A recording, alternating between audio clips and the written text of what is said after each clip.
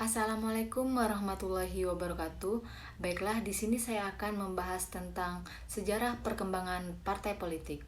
Partai politik pertama-tama lahir di negara-negara Eropa Barat dengan meluasnya gagasan bahwa rakyat merupakan faktor yang perlu diperhitungkan serta diikutsertakan dalam proses politik. Maka, partai politik telah lahir secara spontan dan berkembang menjadi penghubung antara rakyat di satu pihak dan pemerintah di pihak lain. Pada awal perkembangannya, pada akhir dekade 18, di negara-negara barat seperti Inggris dan Prancis, kegiatan politik dipusatkan pada kelompok-kelompok politik dalam parlemen. Kegiatan ini bermula-mula bersifat elitis dan aristokratis, mempertahankan kepentingan kaum bangsawan terhadap tuntutan-tuntutan raja. Dengan meluasnya hak pilih, kegiatan politik juga berkembang di luar parlemen dengan terbentuknya panitia-panitia pemilihan, pengumpulan suara-suara pendukungannya menjelang masa pemilihan umum, kadang-kadang dinamakan Caucus Party. Oleh karena dirasa perlu memperoleh dukungan dari golongan masyarakat, kelompok-kelompok politik di parlemen lambat laun juga berusaha mengembangkan organisasi massa. Maka pada akhir abad ke-19 lahirlah partai politik yang pada masa selanjutnya berkembang menjadi penghubung antara rakyat di satu pihak dan pemerintah di pihak lain. Definisi partai politik. Partai politik berangkat dari anggapan bahwa dengan membentuk wadah organisasi, mereka bisa menyatukan orang yang mempunyai pikiran serupa sehingga pikiran dan orientasi mereka bisa dikonsolidasikan. Dengan begitu, pengaruh mereka lebih besar dalam pembuatan dan pelaksanaan keputusan. Secara umum dapat dikatakan bahwa partai politik adalah suatu kelompok terorganisir yang anggota-anggotanya mempunyai orientasi, nilai-nilai, dan cita-cita yang sama. Tujuan kelompok ini ialah untuk memperoleh kekuasaan politik dan merebut kedudukan politik atau biasanya dengan cara konstitusional untuk melaksanakannya programnya. Kali definisi mengenai partai politik yang dibuat oleh para sarjana. Di bagian ini dipaparkan beberapa contoh definisi yang dibuat para ahli ilmu klasik dan kontemporer. Sigmund Neumann dalam buku karyanya Modern Political Parties mengemukakan definisi sebagai berikut. Partai politik adalah organisasi dari aktivis-aktivis politik yang berusaha untuk menguasai kekuasaan pemerintahan serta merebut dukungan melalui persaingan dengan suatu golongan atau golongan yang mempunyai pandangan yang berbeda. Menurut Newman, partai politik merupakan perantara yang menghubungkan kekuatan-kekuatan dan ideologi sosial dengan lembaga-lembaga pemerintahan yang resmi. Fungsi partai politik. Ada pandangan yang berbeda secara mendasar mengenai partai politik di negara demokratis dan negara otoriter. Perbedaan pandangan tersebut berimplementasikan pada pelaksanaan tugas atau fungsi partai di masing-masing negara. Di negara demokrasi, partai relatif dapat menjalankan fungsinya sesuai harkatnya pada saat kelahirannya, yakni menjadi wahana bagi negara untuk berpartisipasi dalam pengelolaan kehidupan bernegara dan memperjuangkan kepentingan di hadapan penguasa.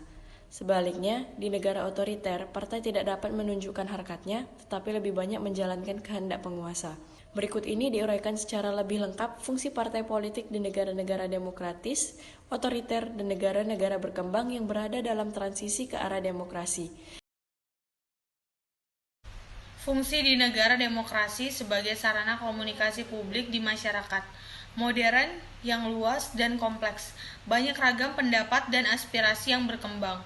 Pendapat atau aspirasi seorang atau suatu kelompok akan hilang, tak berbekas seperti suara di padang pasir apabila tidak ditampung dan digabung dengan pendapat dan aspirasi orang lain yang senada. Proses ini dinamakan penggabungan kepentingan atau intersegregation. Setelah itu, partai politik merumuskannya menjadi usul kebijakan. Usul kebijakan ini dimasukkan ke dalam program atau platform partai atau goal formulation untuk diperjuangkan atau disampaikan melalui parlemen kepada pemerintah agar dijadikan publik atau public policy. Di sisi lain, partai politik juga berfungsi memperbincangkan dan menyebarluaskan rencana-rencana dan kebijakan-kebijakan pemerintah. Dengan demikian, terjadi arus informasi dan dialog dua arah dari atas ke bawah dan dari bawah ke atas. Pada politik itu, partai politik memainkan peran sebagai penghubung antara yang memerintah dan yang diperintah. Selanjutnya, sebagai sarana sosialisasi politik. Dalam ilmu politik, sosialisasi politik diartikan sebagai suatu proses yang melaluinya seorang memperoleh sikap dan orientasi terhadap fenomena politik yang umumnya berlaku dalam masyarakat di mana ia berada. Ia adalah bagian dari proses yang menentukan sikap politik seseorang, misalnya mengenai nasionalisme, kelas sosial, suku bangsa, ideologi, hak, dan kewajiban. Dimensi lain dari sosialisasi politik adalah sebagai proses yang melaluinya masyarakat menyampaikan budaya politik yang norma-norma dan nilai-nilai dari suatu generasi ke generasi berikutnya. Ada lagi yang lebih tinggi nilainya apabila partai politik dapat menjalankan fungsi sosialisasi yang satu ini, yakni mendidik anggota-anggotanya menjadi manusia yang sadar akan tanggung jawabnya sebagai warga negara dan menempatkan kepentingan sendiri di bawah kepentingan nasional. Secara khusus perlu disebutkan di sini bahwa di negara-negara yang baru merdeka, partai-partai politik juga dituntut berperan memupuk identitas nasional dan integrasi nasional. Saya akan membahas tentang berbagai sarana rekrutmen politik. Fungsi ini berkaitan erat dengan masalah seleksi kepemimpinan, baik kepemimpinan internal partai maupun kepemimpinan nasional yang lebih luas. Selain untuk tingkatan seperti itu, partai politik juga berkepentingan memperluas atau memperbanyak keanggotaan. Maka ia pun berusaha menarik sebanyak-banyaknya orang untuk menjadi anggotanya. Dengan didirikan organisasi-organisasi massal yang melibatkan golongan-golongan buruh, petani, mahasiswa, dan lain-lain, rekrutmen politik menjamin kontinuitas dan kelestarian partai. Ada beberapa untuk melakukan rekrutmen politik, yaitu melalui kontak pribadi, persuasi, dan lain-lain. Sebagai sarana pengatur konflik, potensi konflik selalu ada di setiap masyarakat, apalagi di masyarakat yang bersifat heterogen. Apakah dari segi etnis, sosial, ekonomi, ataupun agama, setiap perbedaan tersebut menyimpan potensi konflik. Apabila keanekaragaman itu terjadi di negara yang menganut paham demokrasi, persaingan dan perbedaan pendapat dianggap hal yang wajar dan mendapat tempat. Akan tetapi di dalam negara yang heterogen sifatnya, potensi pertentangan lebih besar dengan mudah dan memunculkan suatu konflik. Di sini peran partai politik diperlukan untuk membantu atau mengatasi atau sekurang-kurangnya dapat diatur sedemikian rupa sehingga akibat negatifnya dapat ditekan seminimal mungkin. Elit partai dapat menumbuhkan pengertian di antara mereka dan bersamaan dengan itu juga meyakinkan pendukungnya. Jadi secara ringkas dapat dikatakan bahwa partai politik dapat menjadi penghubung psikologis atau organisasional antara warga negara dengan pemerintahnya. Fungsi di negara otoriter. Hal-hal yang dijelaskan di bagian terdahulu adalah fungsi-fungsi partai menurut pandangan yang berkembang di negara yang menganut paham demokrasi. Contoh lain negara yang otoriter adalah Cina dan Kuba.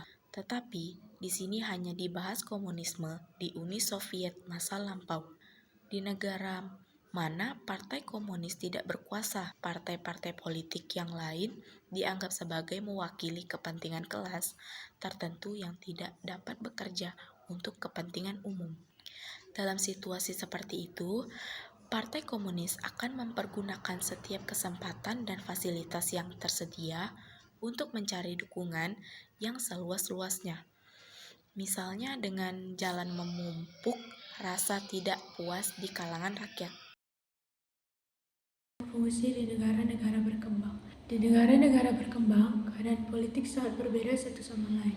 Demikian pula keadaan partai politiknya menunjukkan banyak sekali variasi. Pada umumnya, partai politik juga diharapkan akan melaksanakan fungsi-fungsi seperti di negara-negara yang sudah mapan kehidupan politiknya. Akan tetapi, di negara-negara baru, partai politik berhadapan dengan berbagai masalah seperti kemiskinan, terbatasnya kesempatan kerja, pembagian pendapatan yang timpang, dan tingkat buta huruf yang tinggi. Beban yang diletakkan atas pundak partai sering terlalu berat dan harapan-harapan yang ditunjukkan kepada partai politik terlalu